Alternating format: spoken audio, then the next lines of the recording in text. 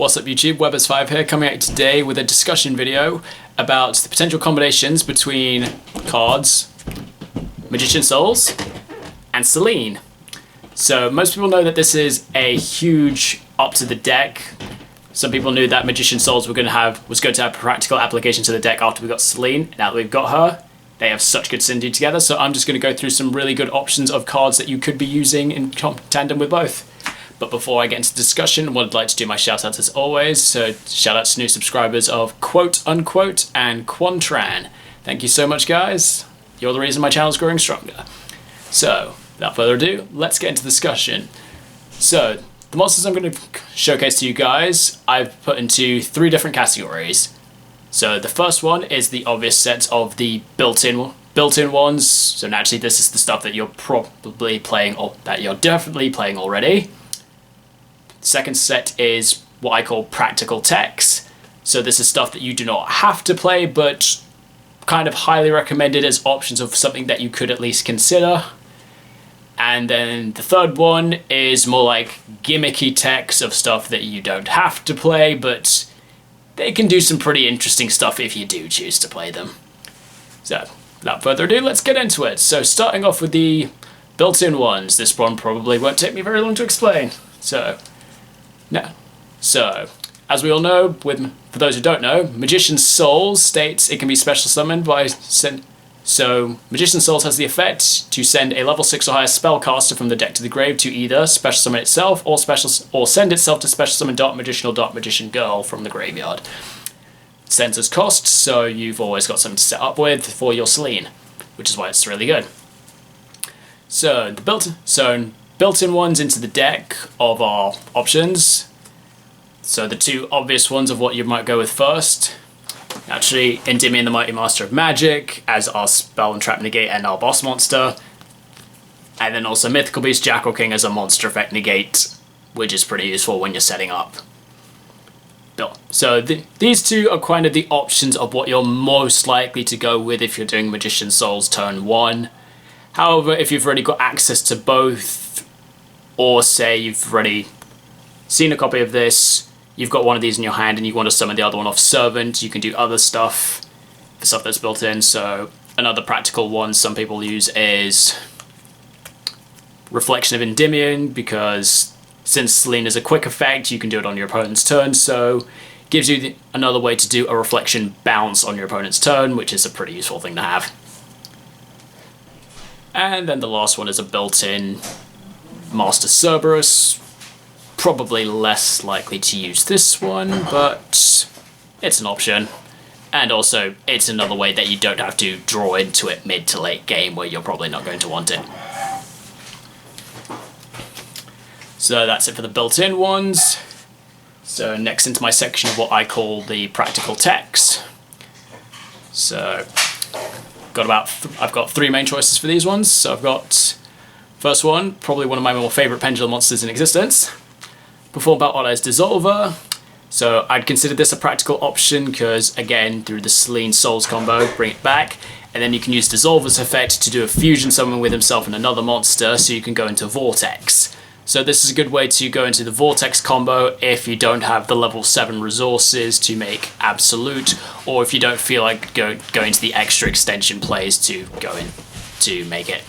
So this is just a practical way that you can go into it straight away. And then it also removes a card in your deck that maybe you don't want to draw into later. Second one I've got is Medium of the Ice Barrier. So her effect is your opponent can only activate 1 spell or trap per turn. So against the right matchup, that puts a stun on your opponent to lock them out of using their spells and traps. And also maybe, if you've only got the 1 Endymion, you don't necessarily have to negate it. You can be like, okay, that's fine. Oh, by the way, you can't play anything else now. So, pretty useful option. So, potentially useful option, but naturally, for her effect to work, she has to be face up on the field first. So if you use the effect of Selene to bring her back when your opponent's activating something, they can still use something else. But you've now put the pressure on your opponent that they've only got 1 spell track that they can use. And the last practical tech I've got, and this is one that I'm choosing to play, Gravekeeper's Shaman.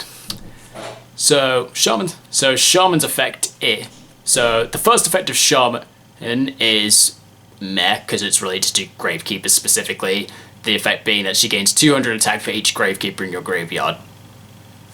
We don't care about that. We don't care about that effect. We don't talk about that effect. The second effect is the main reason that I'm playing her. So Shaman has the effect, negate the effects of any monster that activates in the graveyard except for Gravekeepers. That shuts off like 90% of decks in the meta. That's pretty good. When I was originally doing my search of cards that I could abuse with Selene's Souls, I found this at my locals, going through some of their supers, and I'm just like, I was reading this and I'm like, first effect, meh. Second effect, oh my god, that's good. Just from that second effect alone, I was like, yeah, I'm playing this. I didn't even get to the third effect. I didn't even get to the third effect before I bought it. Then I read it. Then I read what the third effect is, and that's got pretty useful as well. So the final effect of Shaman is, if Necro Valley is on the field, Shaman states your opponent cannot activate field spells, and field spells you control cannot be destroyed by your opponent's card effect. So, when I got to the point that I wanted to play set rotation in my build because graveyard decks were so heavy, and I thought of maining Necro Valley, so I'm like, I've now got a consistent way to just stop my opponent from using their graveyard completely. That's insane. So this is probably my recommendation of a monster that you should definitely think about playing. And for those who haven't thought about playing it, why not? She is so good. I've done so much testing on Dueling Book with my current build. I'm finding 90% of the time, if I drop this, I've basically won the game straight away. I basically win the game quite easily. And I find about 99% of the time, if I do this and Necro Valley, my opponent just scoops turn one because they're just like, okay, so what's the situation? Okay, so this says I can't use monster effects to grave, and I can't use field spells. Necro Valley, I can't move stuff in my grave. My grave's shut off. I need my grave. Scoop. It's great. I absolutely love it. So yeah, she's a really, really great option. I definitely recommend picking this up, guys, if you can. So the super, she's like £2.50 of what I checked last. But naturally, she also came out in the Ishizu speed dueling deck, so she comes as a common, so she's really easy to pick up. So again, guys, really recommend using this because it's really good. And so that's it for my practical techs I've got. And then moving into the more gimmicky techs, this is like stuff that you could be using just because it can be useful in specific situations, but pretty much after they've done one thing, pretty much after that they're average. And if you're not playing them for some of their specific reasons, there's not really much reason to. So first one I've got is Demock. So Demock, naturally, because if you were to say do Selene on your opponent's turn, you can go effective Selene, res Demock, and then at end phase Demock, you get a spell back that you can use on your turn, which is pretty useful. And then you've also got the 2800 body of Demock that banishes whatever it kills. Mad. Naturally, one of the risks though, if you play something like Demock, if you draw into it, you don't really have a really good way to get it out of your hand unless you're playing something like Twin Twisters, which we're not really main decking, so kind of risky. And you're not going to need it against every matchup of just banishing everything. But yeah, depends on the matchup. But still, it could be an option. I might try this. I probably won't though. Next one I've got, this is based on playing, if you're playing the Instant Fusion variant with Millennium Eyes, Thousand Eyes, you can try Illusionist Faceless Magician. Oh wait, she's level 5. I can't send it. Ignore that. And so the other one I've got, this is another card I found while I was looking through some cards at my locals while I was looking for spellcasters. It's a really old card that came out in Soul of the Duelist in... oh god, what year was that? If someone could tell me the year, that'd be great. So this is Mind on Air. It's a level 6 spellcaster that has the effect... oh god, what does this one say? As long as this card remains face up on the field, your opponent must continue to show his or her hand. Thank God for PSCT changing the effect to your opponent must play with their hand revealed while this card is on the field. So this could be... so I thought of this card because I thought, if I don't know what I'm up against and I'm not sure what strategy to be using, I can go Mind on Air, just scope out my opponent's hand and be like, okay, they're playing this deck, I need to use this strategy. So potentially a good option, but again, kind of more... this is kind of like gimmicky for game 1 if you just want to scope out what your opponent's doing, what your opponent's planning. After that, really doesn't do a lot, so it's average, but but has potential usage. I might test this for a little bit, but probably not. We'll see. So that's it for my discussion on cards that you can use. I do have a few other cards on the list. I just didn't showcase them there because I don't actually own these cards, so. But some other stuff that you guys could consider in terms of spell costs that you can abuse with the combo of Magician's Souls and Selene. So this first one, I was surprised to discover that this card was a spellcaster. It's Fog King. So for those who don't know, Fog King has the effect that neither player contribute cards. So if you're ever worried about Nibiru, drop. So if you do a bunch of summons and your opponent goes, okay, Nibiru, tribute the entire field, summon this, you can go, because Selene's a quick effect, you can go, chain Selene, remove 3, summon Fog King, you can't tribute, you fizzle out. Also, if you know you're against like a matchup like Draco, just summon Fog King, Draco can't play. And then all you have to worry about is the trap effects, which you can just negate with Mighty Master. Okay, so other ones I found on the list. Delg the Dark Monarch. This is one of the few monarchs that gets an effect upon being special summoned. And Delg's effect is, if it's special summoned, you can banish up to 2 cards in your opponent's graveyard, and then mill an equal number of cards from their deck to the grave equal to the number of cards that you banished. So that's tacky, but meh. It's interesting. Another one I found was Fortune Lady Earth. It's a level 6 Fortune Lady that has the effect, each time her level increases, your opponent burns for 400, so that could be a potential burn option in game.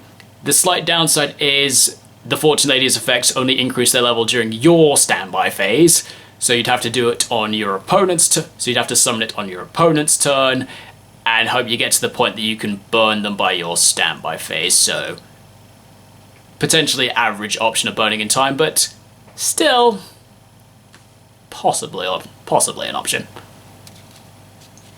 And then the last card I've got on my list, this one I would also suppose classify as a practical tech because of stuff that you might already be playing in the deck, and that's World of Prophecy. So it's a prophecy monster that has an effect if it gets summoned by a spellcaster or by the effect of a spellbook spell card. In this case, summoned by a spellcaster, which being Selene.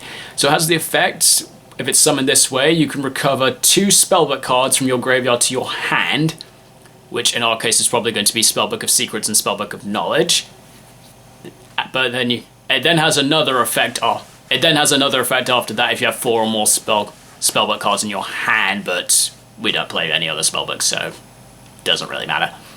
The downside of World of Prophecy is that after you special summon it and use the effect, you can't special summon other monsters, but if you do it on your opponent's turn, you're probably not going to be special summoning too much anyway.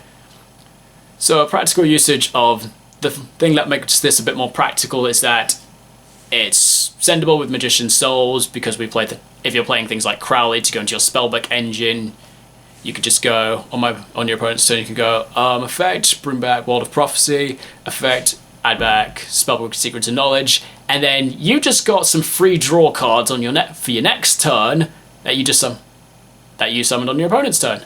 And it's also like I think its stats are like 29 each, so it's a pretty decent body as well. So yeah, potentially good option. And with that being said, guys, that is all the options I've thought of, and so that's the end of the video. Hope you guys enjoyed it. Let me down and leave a comment below on what you thought about it, and also I'd be interested to know what other spellcaster techs you guys have been trying in combination with Magician Souls and Selene. But yeah, as I've said, the build I've come up with using Magician Souls and Selene using Shaman is working really well for me. I've had quite a bit of dueling book success with it. If anybody would like to see the deck profile, leave a comment in the description and I'll try and sort one out as soon as I can. Thank you so much for watching, guys, and I will see you next time. Thank you so much for watching. Be sure to subscribe to Webbers5, and if you're already subscribed, feel free to hit that notification bell so that you never miss an upload.